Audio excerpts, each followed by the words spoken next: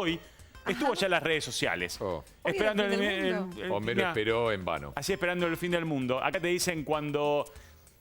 Te dicen que es el fin del mundo, pero ya lo sobreviviste varias veces. Acá tenés el hola, soy el doctor fin del mundo. Tal vez me recuerden de profecías como el fin del mundo 2000 o 2012. Cuando has sobrevivido el fin del mundo en 2000, muchos con los Simpsons. O sea, el mundo termina con los Simpsons. Acá tenemos a la gente sacando selfies con el fin del mundo. Claro. ¿Usted ya hizo alguna de ellas? ¿End of the World o Pokéball? ¿Qué es lo que se está viniendo ahí? Que no es un meteorito. En otras noticias, pendientes del itinerario para el fin del mundo. Y todas las cosas que tenés que hacer antes que se acabe. Antes de que se acabe el mundo. Buen día, fin del mundo, Homero. ¿Por qué la gente siempre elige a los Simpsons para los memes? Porque el mundo termina con ellos.